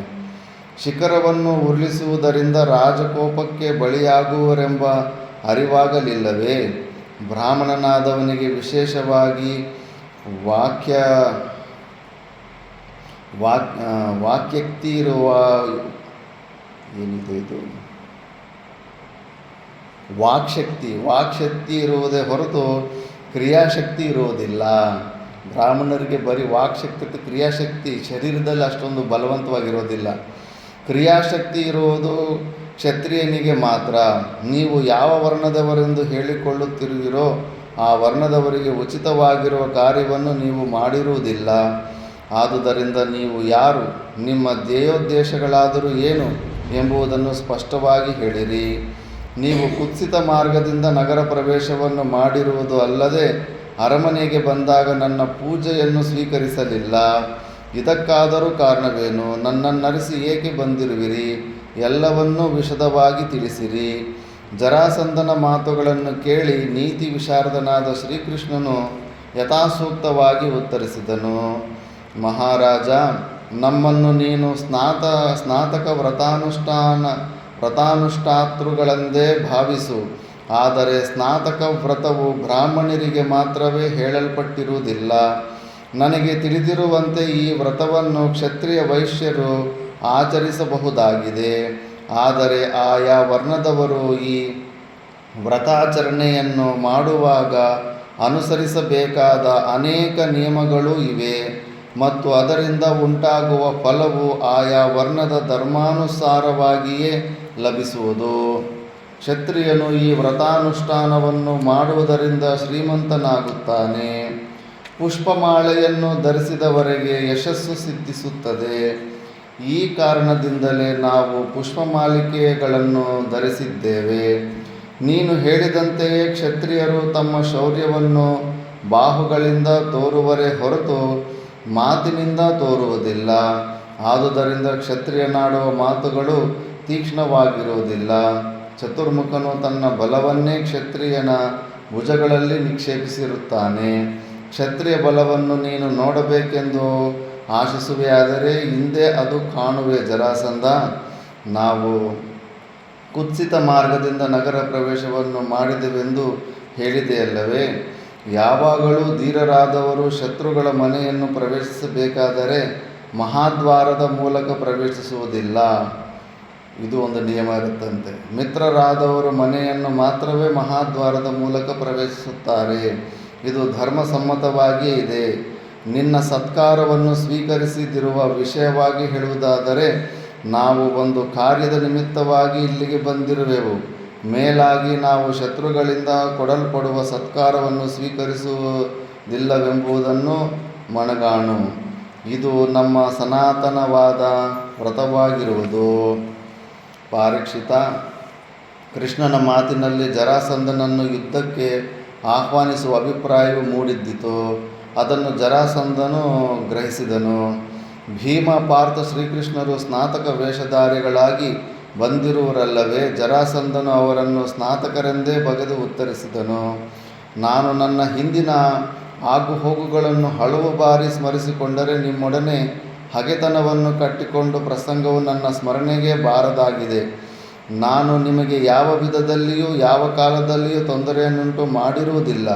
ಹೀಗಿರುವಾಗ ನಿಷ್ಕಳಂಕನಾದ ಪಾಪರಹಿತನಾದ ನನ್ನನ್ನು ವೈರಿಯೆಂದೇ ಭಾವಿಸಿರುವಿರಿ. ನಿಮ್ಮ ಆರೋಪಣೆಯಿಂದಾಗಿ ನನ್ನ ಮನಸ್ಸು ಬಹಳವಾಗಿ ತಲ್ಲಣಿಸುತ್ತಿದೆ. ಏಕೆಂದರೆ ಕ್ಷತ್ರಿಯನಾದವನು ಅತಿರಥ ಮಹಾರಥಿ ನೆನೆಸಿದ್ದರೂ, ನೀತಿಶಾಸ್ತ್ರ ವಿಶಾರದನಾಗಿದ್ದರೂ, ಧರ್ಮಾರ್ಥ ಕಾಮ ಮೋಕ್ಷಗಳಿಗೆ ಸಾಧನಭೂತರಾದ ಬ್ರಾಹ್ಮಣರನ್ನು ಹಿಂಸಿಸುವುದರಿಂದ ಪಾಪಭೂಯಿಷ್ಠನಾಗುತ್ತಾನೆ. ಅಂತಹವನಿಗೆ ಶ್ರೇಯ ಪ್ರೇಯಗಳು ಖಂಡಿತವಾಗಿಯೂ ಲಭಿಸುವುದಿಲ್ಲ. ಸತ್ಕರ್ಮನಿಷ್ಠರಾದ ಕ್ಷತ್ರಿಯರಿಗೆ ಕ್ಷತ್ರಧರ್ಮವೇ 3 ಲೋಕಗಳಲ್ಲಿಯೂ ಅತ್ಯಂತ ಶ್ರೇಷ್ಠವಾದದ್ದು. ಧರ್ಮವಿದರಾದವರು ಕ್ಷತ್ರಧರ್ಮವನ್ನು ಬಿಟ್ಟು ಬೇರ್ಯಾವ ಧರ್ಮವನ್ನೂ ಪ್ರಶಂಸೆ ಮಾಡುವುದಿಲ್ಲ.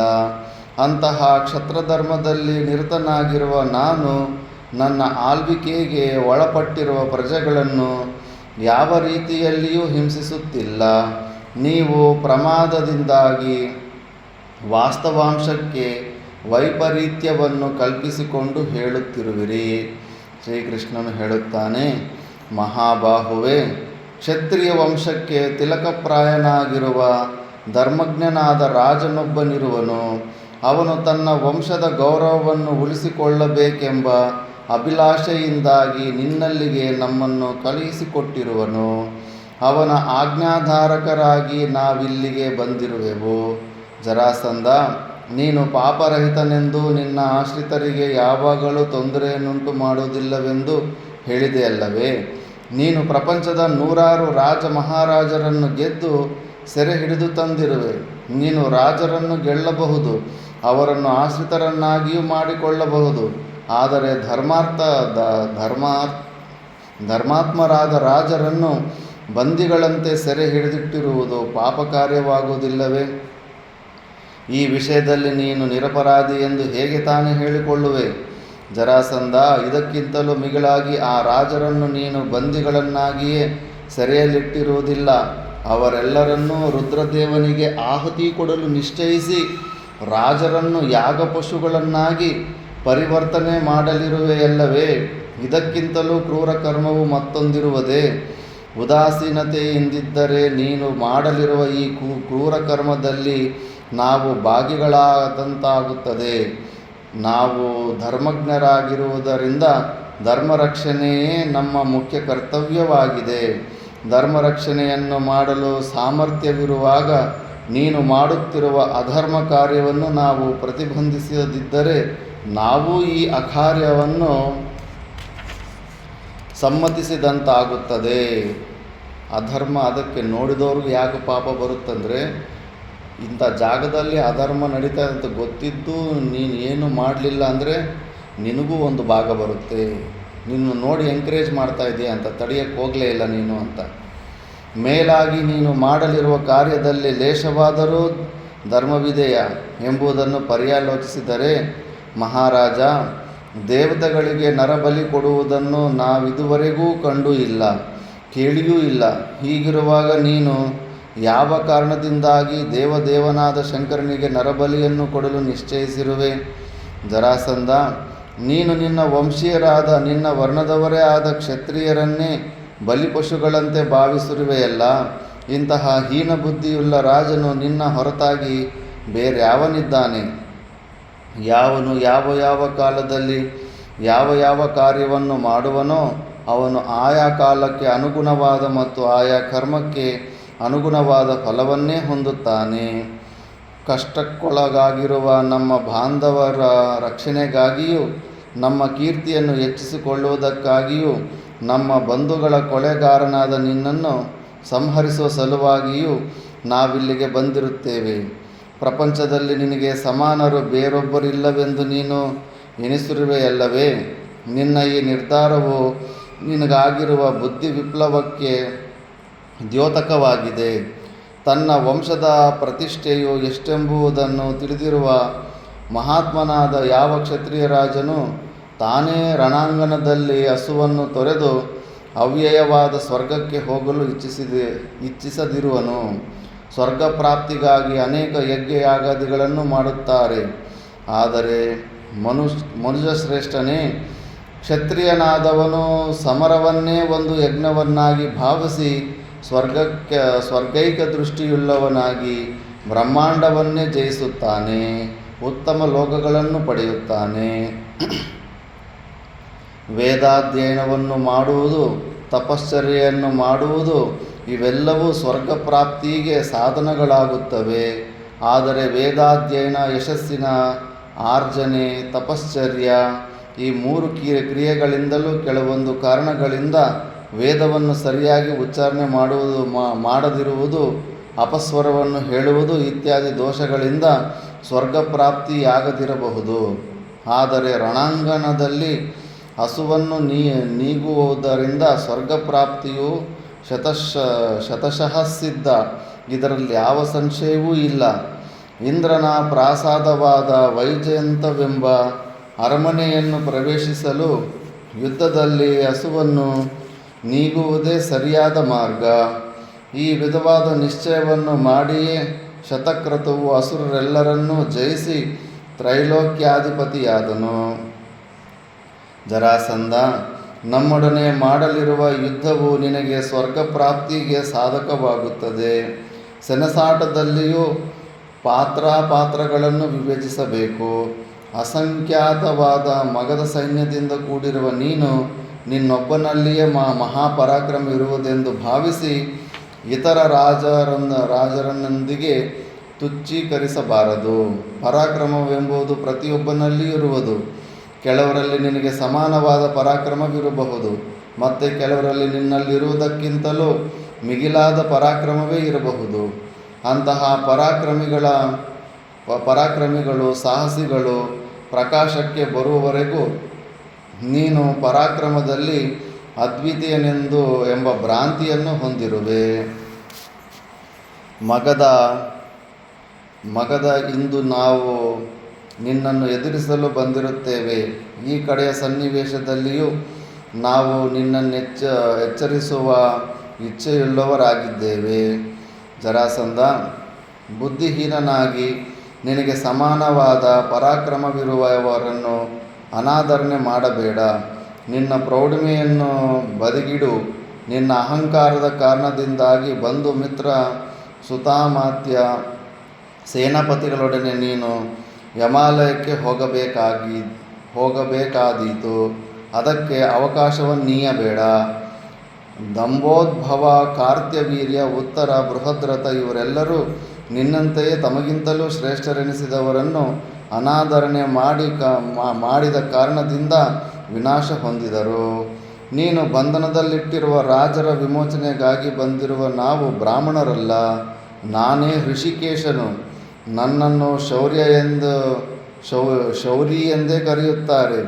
ನನ್ನೊಡನೆ ಬಂದಿರುವ ಈ ಇಬ್ಬರು ಮಾನವರಲ್ಲಿಯೇ ಮಹಾಪರಾಕ್ರಮಿಗಳಾಗಿರುವ ಭೀಮಾರ್ಜುನರು ಪಾಂಡುವಿನ ಮಕ್ಕಳು. ನಾನಿವರಿಗೆ ಸೋದರ ಮಾವನ ಮಗನಾಗಬೇಕು. ನಿನಗೆ ಶತ್ರುವಾದ ಶ್ರೀಕೃಷ್ಣನೇ ನಾವು ಮೂವರು ನಿನ್ನನ್ನು ಎದುರಿಸಲು ಬಂದಿರುತ್ತೇವೆ. ನಮ್ಮೊಡನೆ ಯುದ್ಧ ಮಾಡಿ ಯಮಾಲಯವನ್ನಾದರೂ ಸೇರು, ಅಥವಾ ಬಂಧಿಸಿಟ್ಟಿರುವ ರಾಜರನ್ನು ಬಿಡುಗಡೆ ಮಾಡಿ ಪ್ರಾಣವನ್ನಾದರೂ ರಕ್ಷಣೆ ಮಾಡಿಕೊ. ಈ ಎರಡು ಮಾರ್ಗಗಳನ್ನು ಬಿಟ್ಟು ಬೇರ್ಯಾವ ಮಾರ್ಗವೂ ನಿನಗಿರುವುದಿಲ್ಲ.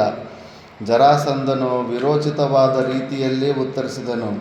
ಋಷಿಕೇಶ, ನಾನು ಯಾವೊಬ್ಬ ರಾಜನನ್ನು ಮೊದಲು ಪರಾಭವಗೊಳಿಸದೆ ಬಂಧಿಸಿರುವುದಿಲ್ಲ. ನಾನು ನನ್ನ ಸೆರೆಮನೆಯಲ್ಲಿ ಬಂಧಿಸಿಟ್ಟಿರುವ ಪ್ರತಿಯೊಬ್ಬ ರಾಜನು ಪರಾಕ್ರಮಿಯಾಗಿದ್ದಾನೆ. ಆದರೂ ಯುದ್ಧದಲ್ಲಿ ನನ್ನಿಂದ ಪರಾಭವವನ್ನು ಹೊಂದಿದ್ದಾನೆ.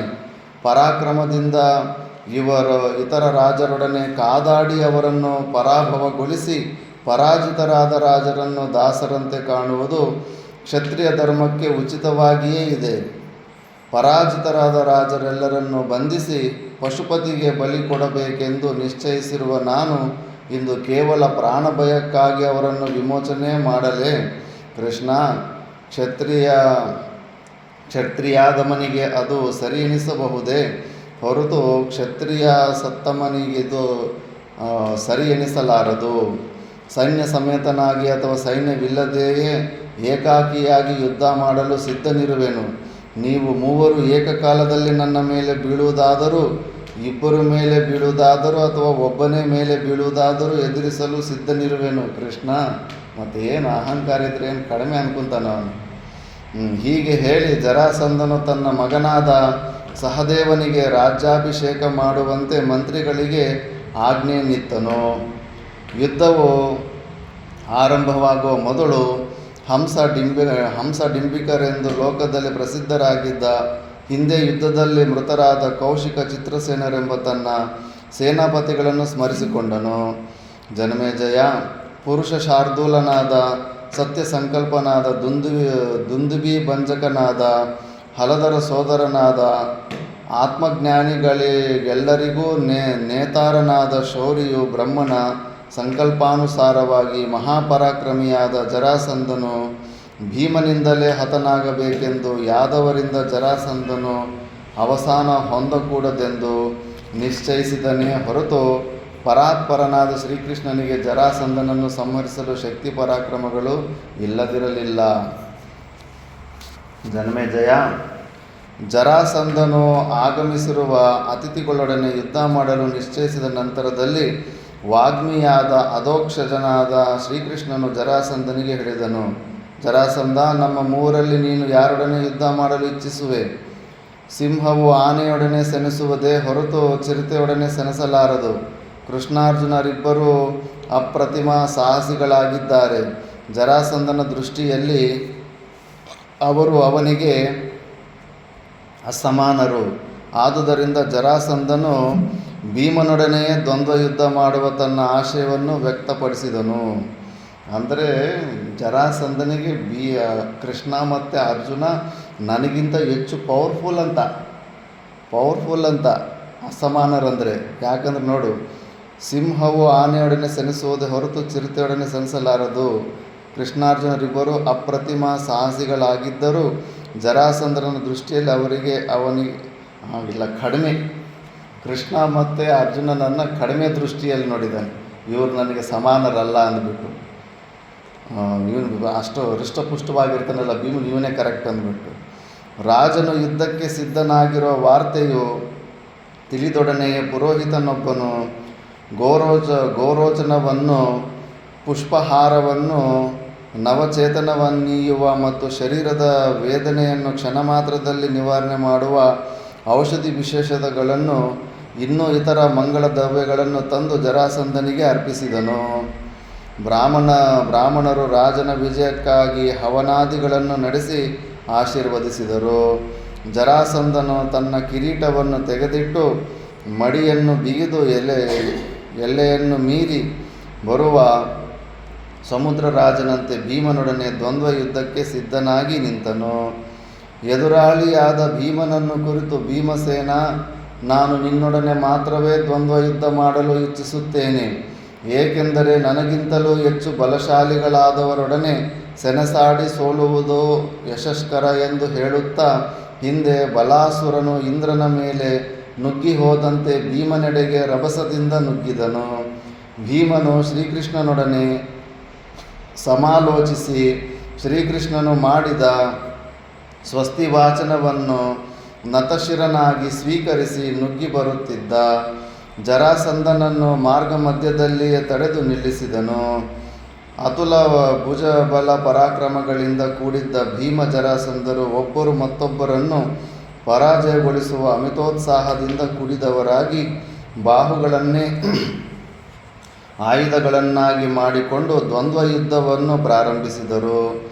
ಮೊದಲು ಇಬ್ಬರೂ ಕೈಗಳನ್ನು ಪರಸ್ಪರ ಹಿಡಿದುಕೊಂಡು ಅನಂತರದಲ್ಲಿ ಕಾಲುಗಳನ್ನು ಮುಟ್ಟಿ ನಮಸ್ಕರಿಸಿದರು. ಅದರಲ್ಲೂ ಒಂದು ಯುದ್ಧ ನೀತಿ ಇರುತ್ತೆ. ಒಬ್ಬರು ತೋಳುಗಳನ್ನು ಮತ್ತೊಬ್ಬರು ಬಲವಾಗಿ ಹಿಡಿಯುವರು. ಒಬ್ಬರು ಕಾಲುಗಳಿಂದ ಮತ್ತೊಬ್ಬರು ಕಾಲುಗಳನ್ನು ತಿರುಗಿಸುವರು. ಇಬ್ಬರೂ ದೂರ ಸರಿದು ನಿಂತು ತಮ್ಮ ಎರಡು ಭುಜಗಳನ್ನು ಅಪ್ಪಳಿಸಿಕೊಳ್ಳುವರು. ಆ ಧ್ವನಿಯು ಅಲ್ಲಿ ನೆರೆದಿದ್ದವರ ಹೃದಯಗಳಲ್ಲಿ ಕಂಪವನ್ನುಂಟು ಮಾಡುವುದಾಗಿದ್ದಿತು. ಒಬ್ಬರು ಮತ್ತೊಬ್ಬರ ಕತ್ತು ಹಿಡಿದು ಬಲವಾಗಿ ನೂಕುವರು, ನಖಾದಿ ಶಿಖಾಂತದವರೆಗೂ ಒಬ್ಬರು ಮತ್ತೊಬ್ಬರ ಅಂಗಾಂಗಗಳನ್ನು ಅದಿಮಿ ಹಿಡಿದು ಘಾಸಿಪಡಿಸುವರು. ಕೆಲವು ಸಮಯಗಳಲ್ಲಿ ಇಬ್ಬರೂ ತಮ್ಮ ಬಾಹುಪಾಶಗಳಿಂದ ಪರಸ್ಪರವಾಗಿ ಬಿಗಿದಪ್ಪುವರು. ಒಬ್ಬರು ಮತ್ತೊಬ್ಬರನ್ನು ಮೇಲೆತ್ತಿ ಅಪ್ಪಳಿಸುವರು. ತಲೆಯನ್ನು ತಲೆಗೂ ಹಣೆಯನ್ನು ಹಣೆಗೂ ರಭಸದಿಂದ ಡಿಕ್ಕಿ ಹೊಡೆದು, ಇನ್ನೇನು 2 ಎತ್ತುಗಳು ಗುದ್ದಾಡ್ದಂಗಿರುತ್ತೆ, 2 ಕಲ್ಲುಗಳನ್ನು ಬಲವಾಗಿ ಕುಟ್ಟಿದರೆ ಕಿಡಿಗಳು ಬರುವ ರೀತಿಯಲ್ಲಿ ಮಿಂಚಿನ ಪ್ರಕಾಶವು ಹೊರಸೂಸುವಂತೆ ಮಾಡುವರು. ಒಬ್ಬರು ಮತ್ತೊಬ್ಬರು ನಾನಾ ವಿಧವಾದ ಪಟ್ಟುಗಳಲ್ಲಿ ಹಿಡಿದು ಕೆಳಗಪ್ಪಿಸಿ ಒದೆಯುವರು. ಅದರಿಂದಾಗಿ ಇಬ್ಬರ ನರಕೋಟಿಗಳು ಜರ್ಜರಿತವಾಗುತ್ತಿದ್ದವು. ತಮ್ಮ ಬಲವಾದ ಮುಷ್ಟಿಗಳಿಂದ ಒಬ್ಬರು ಮತ್ತೊಬ್ಬರ ವಿಶಾಲವಾದ ವಕ್ಷಸ್ಥಲವನ್ನು ಪ್ರಹರಿಸುವರು. ಅವರು ಗುಡುಗಿನಂತೆ ಗರ್ಜನೆ ಮಾಡುತ್ತಾ ತಮ್ಮ ನೀಳವಾದ ಬಾಹುಗಳಿಂದ ಯುದ್ಧ ಮಾಡುತ್ತಿರುವುದನ್ನು ನೋಡಿದರೆ ಮದಿಸಿದ 2 ಆನೆಗಳು ಸೊಂಡಿಲುಗಳನ್ನು ಮೇಲೆತ್ತಿ ಕಾಳಗವಾಡುತ್ತಿರುವಂತೆ ಕಾಣುತ್ತಿದ್ದಿತು. ಒಬ್ಬರು ಮತ್ತೊಬ್ಬರ ಪ್ರಹಾರಗಳಿಂದಲೂ ಸೆಳೆದಾಟಗಳಿಂದಲೂ ಕುಪಿತರಾಗಿ 2 ಮದಿಸಿದ ಸಿಂಹಗಳು ಪರಸ್ಪರವಾಗಿ ಅವಲೋಕಿಸುತ್ತಾ ನಿಲ್ಲುವಂತೆ ಕ್ಷಣಕಾಲ ದುರದುರನೆ ನೋಡುತ್ತಾ ನಿಲ್ಲುವರು. ಒಬ್ಬರು ಮತ್ತೊಬ್ಬರ ಸೊಂಟವನ್ನು ಹಿಡಿದು ಮೇಲೆತ್ತಿ ಬಹುದೂರಕ್ಕೆ ಬಿಸಾಡುವರು. ಇಬ್ಬರು ಮಲ್ಲಯುದ್ಧದಲ್ಲಿ ಪ್ರವೀಣರಾಗಿದ್ದರು. ಒಬ್ಬರು ಮತ್ತೊಬ್ಬರನ್ನು ಸೆಳೆದು ಕೆಳಕ್ಕೆ ಕೆಡುಹಿ ರಭಸದಿಂದ ಅಪ್ಪಳಿಸುತ್ತಿದ್ದರು. ಪೃಷ್ಠಬಂಧವೆಂಬ ವರಸೆಯನ್ನು ಪ್ರಯೋಗಿಸಿ ಒಬ್ಬನು ಕೆಳಮುಖವಾಗಿ ಮಲಗಿದಾಗ ಮತ್ತೊಬ್ಬನು ಅವನನ್ನು ಮೇಲ್ಮುಖ ಮಾಡಲು ಬಹುವಾಗಿ ಪ್ರಯತ್ನಿಸಿರುವನು. ಸಂಪೂರ್ಣ ಮೂರ್ಛನ, ಪೂರ್ಣಕುಂಭ ಇವೇ ಮುಂತಾದ ಬಹುಕ್ಲಿಷ್ಟವಾದ ವರಸೆಗಳ ಪ್ರಯೋಗಗಳನ್ನು ಮಾಡುವರು. ಹಾಗಲಕಾಯಿ, ಸೌತೆಕಾಯಿ ಮುಂತಾದ ತರಕಾರಿಗಳನ್ನು ಮುರಿಯುವ ರೀತಿಯಲ್ಲಿ ಒಬ್ಬರು ಮತ್ತೊಬ್ಬರ ದೇಹವನ್ನು ಬಗ್ಗಿಸುತ್ತಿದ್ದರು. ಶರೀರದ ಒಂದು ಭಾಗಕ್ಕೆ ಹೊಡೆಯುವ ತೋರಿಕೆಯನ್ನು ಪ್ರಕಟಿಸಿ ಎದುರಾಳಿಯ ಆ ಅವಯವದ ನಿಗೂಹನಕ್ಕೆ ಪ್ರಯತ್ನಿಸಿದಾಗ ಮತ್ತೊಂದು ಅವಯವಕ್ಕೆ ಪ್ರಹರಿಸಿರುವರು. ಅಂದರೆ ತೋರಿಸೋದು ಒಂದು ಕಡೆ, ಹೊಡೆಯೋದು ಒಂದು ಕಡೆ, ಎಲ್ಲ ಕಿಕ್ ಬಾಕ್ಸಿಂಗ್ ಟೆಕ್ನಿಕ್ಸ್ ಎಲ್ಲ ತೋರಿಸ್ತಾ ಇದ್ದಾರೆ. ಅತ್ಯದ್ಭುತವಾದ ಮತ್ತು ಭಯಂಕರವಾದ ಆ ಕಾಳಗವನ್ನು ನೋಡಲು ಬ್ರಹ್ಮ, ಕ್ಷತ್ರ, ವೈಶ್ಯ, ಶೂದ್ರರು, ಸ್ತ್ರೀ, ವೃದ್ಧ, ಬಾಲರು ಅಸಂಖ್ಯಾತ ಸಂಖ್ಯೆಯಲ್ಲಿ ನೆರೆದಿದ್ದರು. ಆ ಅಖಂಡ ಜನಸ್ತೋಮವು ಬಹಳ ನಿಬಿಡವಾಗಿದ್ದಿತು. ಇಬ್ಬರು ಜಟ್ಟಿಗಳು ಮಾಡುತ್ತಿದ್ದ ಭುಜಪ್ರಹಾರ, ಒಬ್ಬರು ಮತ್ತೊಬ್ಬರ ಕುತ್ತಿಗೆಯನ್ನು ಹಿಡಿದು ನೆಲಕ್ಕುರುಳಿಸುವುದು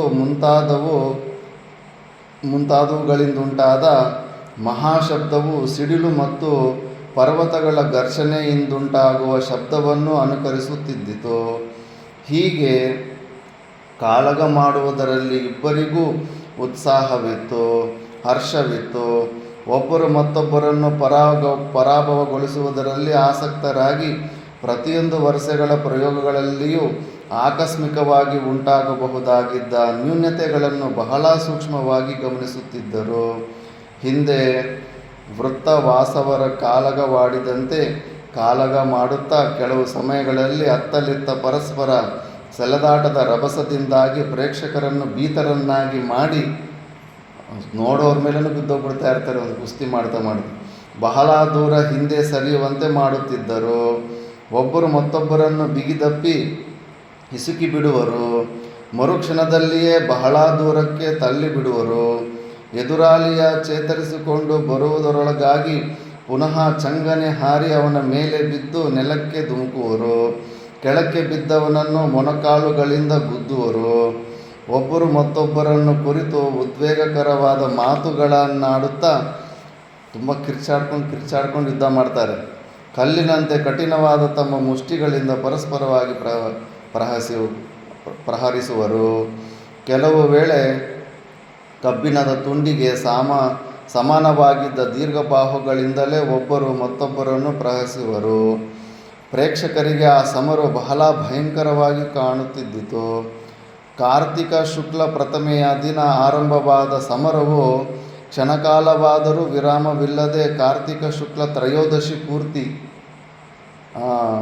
ಕಾರ್ತಿಕ ಶುಕ್ಲ ಪ್ರಥಮೆಯ ದಿನ ಆರಂಭವಾದ ಸಮರವು ಕ್ಷಣಕಾಲವಾದರೂ ವಿರಾಮವಿಲ್ಲದೆ ಕಾರ್ತಿಕ ಶುಕ್ಲ ತ್ರಯೋದಶಿ ಅಂದರೆ ಎಷ್ಟು 12 ದಿವಸ 13 ದಿವಸ ಕಂಟಿನ್ಯೂಸ್ ಆಗಿ ಗುದ್ದಾಡ್ಕೊತಾ ಇದ್ದಾರೆ.